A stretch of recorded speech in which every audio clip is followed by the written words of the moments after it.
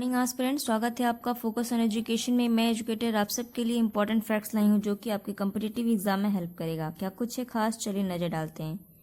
आज 26 अगस्त 2020 है। हमारा फर्स्ट पॉइंट क्या है कि जनजातीय मंत्रालय द्वारा किस पहल की शुरुआत की गई है। तो हमने देखा था कि स्वास्थ्य पोर्टल और आलेख पत्रिका की शुरुआत की गई है। जनजातीय मंत्रालय किसके पास है? तो अर्जुन मुंडा के पास है।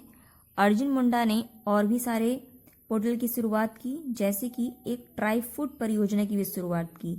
ट्राई फूड परियोजना में जनजातियों को जो वो कलेक्ट करते हैं, बेरीज हुए, हनी हुआ, ठीक है, और भी जो अपने हाथों के द्वारा क्राफ्ट बनाते हैं, तो वो अलग अलग इकट्ठा करके जगह जगह पहुंचाया जाएगा। तो वो क्या है? ट्राई फूड परियोजना।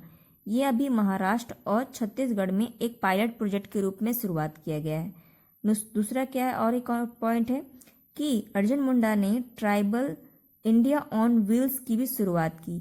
ये क्या है? ये एक मोबाइल वैन है जिसमें कि 31 शहरों में इसे चलाया जाएगा।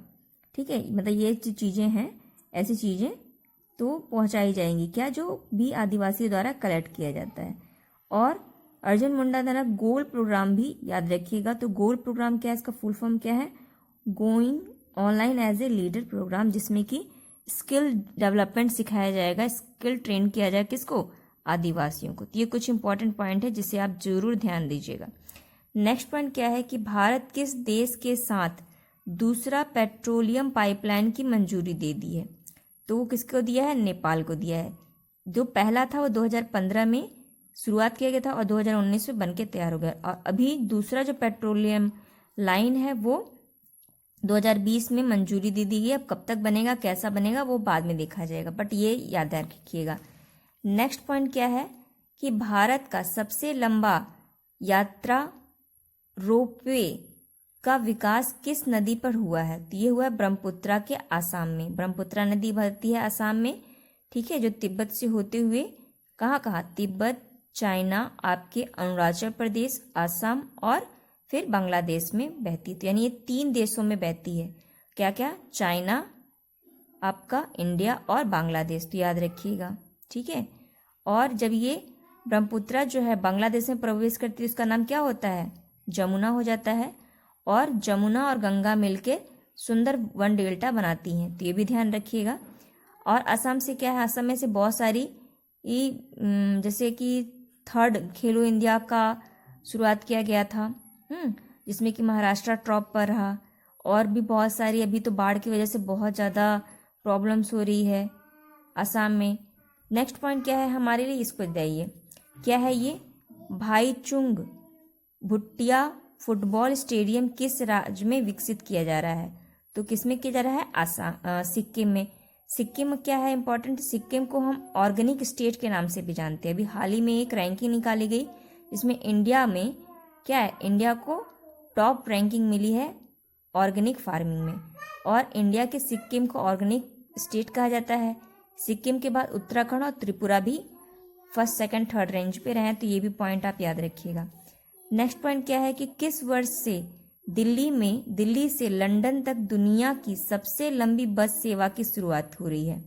तो ये हो रही है 2021 में। 2021 से दिल्ली से लंदन जाने के लिए आपको बस सेवा शुरुआत मिल जाएगी। तो ये कितने कंट्रीज को कवर करेगा? 18 कंट्रीज को कवर करेगा 70 डेज में। ये भी पॉइंट याद रखिएगा। ये दुनिया की सबसे लंबी है, तो हो सकता है न्यूज में आ जाए। नेक्स्ट पॉइंट क्या है कि bio flower fishing farming system नामक नई योजना की शुरुआत किस राज्य में की गई? किसने किया है? उड़ीसा में किया गया है, ठीक है। ये पॉइंट याद रखिएगा। उड़ीसा से और क्या क्या पॉइंट है हमारे पास कि उड़ीसा में हमने देखा था क्या, एक येलो टर्टल भी पाया गया था, है कि नहीं? येलो टर्टल की खोज हुई थी ना, वहाँ पे ओलिवर टर्टल मिलता है उड़ीसा में।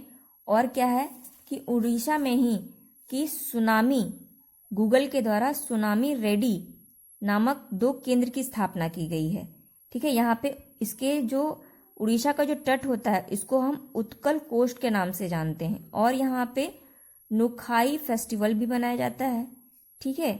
और यहाँ पे लोन लेने के लिए बलराम योजना की भी शुरुआत की गई है किसानों को, तो ये पॉइंट याद रखिएगा। नेक्स्ट पॉइंट क्या है कि ICC cricket hall of fame में किस क्रिकेटर को शामिल किया गया है 2020 में? तो ये 3 लोग हैं। कौन कौन हैं? एक हैं जैक लेक्सी, और कौन है?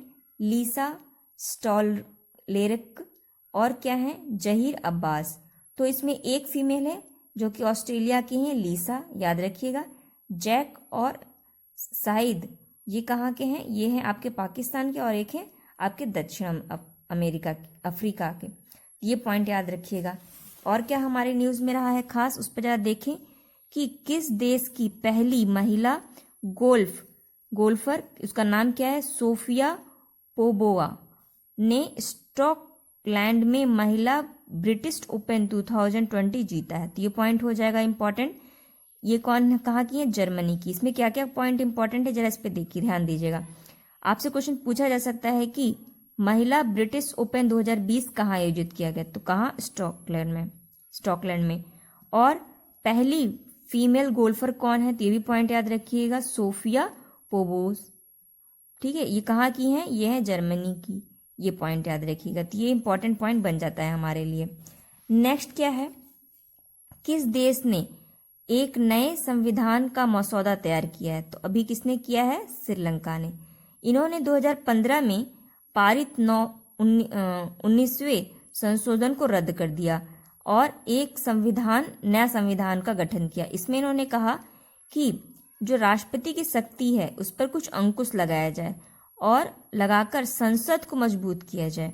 तो इससे क्या होगा कि जो लोगों का विश्वास है वो बढ़ जाएगा। तो इसलिए इस पे संशोधन किया गया। तो आपसे एग्जाम में पूछ सकता है कि नया संशोधन जो है वो किस देश ने किया है? तो किसने किया? श्रीलंका ने किया। ये पॉइंट याद रखिएगा। नेक्स्ट पॉइंट क्या है कि किस ऐप ने ओपन एपीआई सर्विस नामक एक नई पहल की शुरुआत की है? तो ये आरोग्य सेतु ऐप है जिन्होंने ये शुरुआत की है। पॉइंट याद रखिएगा। नेक्स्ट पॉइंट क्या है कि चीन ने एक अर्थ ऑब्जर्वेटरी भेजी है जिसका नाम क्या है? New optical remote sensing satellite को लॉन्च किया। उसका नाम क्या है?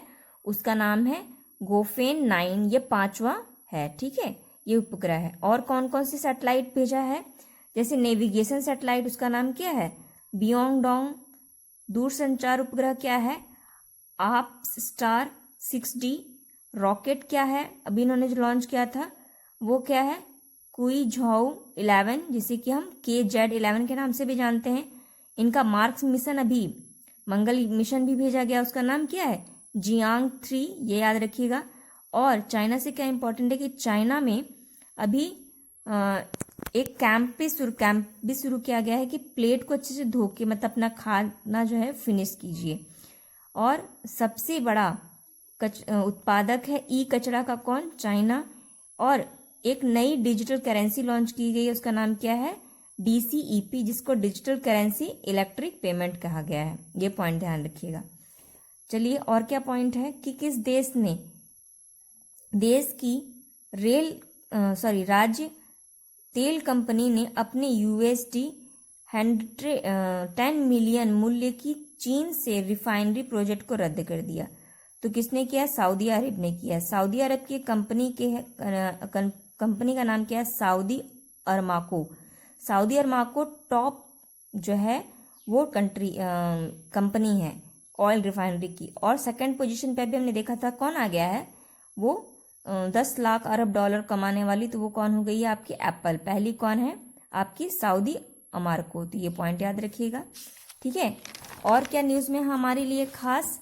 चलिए इस पर जरा नजर डालें कि किस राज्य ने ई-पास प्रणाली को समाप्त कर दिया? तो ये पुडुचेरी और छत्तीसगढ़ ने समाप्त कर दिया। नेक्स्ट पॉइंट क्या है कि ट्राइब्स इंडिया शोरूम का उद्घाटन कहाँ किया गया? तो कहाँ किया गया है? मुंबई में किया गया है। ये पॉइंट याद रखिएगा। नेक्स्ट पॉइंट क्या है कि भारतीय रेलवे ने कितने semi high speed Vande Bharat train को बनाने का टेंडर जो है वो रद्द कर दिया। ये टेंडर जो चाइना की कंपनी को मिला था तो अब इसे रद्द कर दिया गया। तो कितनी है? 44। ये पॉइंट याद रखिएगा। ठीक है, हो सकता है पूछे, not for very important but not just for knowledge. आज जिस कंट्री को हम मतलब डिस्कस करने वाले हैं वो कौन है? बेलारूस। ठीक है, ये एक लैंडलॉक कंट्री है। ठीक है, लैंडलॉक कंट्री मतलब ये बिल्कुल चारों तरफ से किसी भी वाटर बॉडी से घिरी हुई नहीं है। और ये जो है ये किसका पार्ट है? यूरोप का पार्ट है, ये भी याद रखिएगा। ठीक है, और इसके आसपास जो कंट्रीज, सबसे पहले इसकी कैपिटल क्या है बेलारूस की? तो बेलारूस की कैपिटल क्या है? मिन्स्क, ये याद रखिएगा। और इसकी जो कंट्रीज हैं जो बाउंड्री शेयर करता है वो किसके साथ क्या करता है? रसिया के साथ, लातविया के साथ, लिथुआनिया के साथ, ठीक है, पोलैंड के साथ और यूक्रेन के साथ अपनी बॉर्डर शेयर करता है। तो कभी कभी एग्जाम में पूछ सकता है क्या बाल्टिक जो सी है उसके साथ क्या बेलारूस की जो सीमा है लगती है? तो नहीं, क्योंकि ये लैंडलॉक कंट्री, ये ध्यान रखिएगा। और इससे क्या है कि यहाँ पे 3 नदियाँ बहती हैं। एक का नाम क्या है? नेमान नदी। नेमान नदी जो है वो पश्चिम की ओर बहती है, मतलब इधर की ओर बहती है और बाल्टिक सी में जाके अपना पानी ड्रेन करती है। नेक्स्ट दूसरी नदी क्या है? प्रियाट नदी, ये पूरब दिशा में बहती है। ठीक है, पूरब की तरफ यानी रशिया में चली जाती है। और एक है नीपर। नीपर नदी जो है वो दक्षिण की ओर बहती है और काला सागर यानी ब्लैक सी में जाके अपना जो वाटर है वो ड्रेन करती है यानी डिपोजिट करती है। यहाँ के जो प्रेसिडेंट है वो कौन है? वो हैं आपके लुका सेको, ये 6वीं बार प्रेसिडेंट बने हैं यहाँ के। ठीक है, और यहाँ पे आंदोलन चलाया जा रहा है, उसका जरा नाम देख लीजिएगा। ये श्वेतलाना द्वारा चलाया गया है। वो क्या है? मार्च फॉर फ्रीडम। ठीक, ये किनकी पत्नी है? ये हैं सिखानोस्की की पत्नी है, जिन्होंने एंटी कॉकरोच मूवमेंट चलाया था, जो कि स्लीपर आंदोलन के नाम से भी जाना जाता है। क्यों? क्योंकि अभी लुका सेको के द्वारा क्या किया जा रहा है कि बहुत ज़्यादा अपना ही दबदबा किया जा रहा है मीडिया पे, सारे न्यूज़ चैनल्स पे सारा अपना दबदबा है इनका। इवन जो इलेक्शन इनकी कमिश्नरी है उस पर भी है। तो 6वीं बार कंटिन्यूअसली ये राष्ट्रपति बने, तो ये सवाल उठ रहा है हमेशा ये क्यों बन रहे हैं? तो इस तरह के लिए यहाँ पे बेलारूस में अभी ये न्यूज़ में इसलिए है क्योंकि बेलारूस में जो गृह युद्ध का स्थिति बन जा रही है। यहाँ के जो प्रेसिडेंट है अभी हमेशा अपने मतलब सैनिकों को गठित कर दिया गया है। ठीक है, क्योंकि लोग हमेशा क्या कर रहे हैं कि झुंड बना के आंदोलन कर रहे हैं। ठीक है, तो इसलिए ये इम्पोर्टेंट बन जाता है। तो ये पॉइंट है जिससे कि आपको ध्यान रखना चाहिए कौन कौन सी कंट्री हैं। आई होप आपको ये वीडियो पसंद आएगा। लाइक कीजिए, कमेंट कीजिए, शेयर कीजिए और कैसा लग रहा है ये वीडियो जरूर लिख कर बताइए। Thank you aspirant.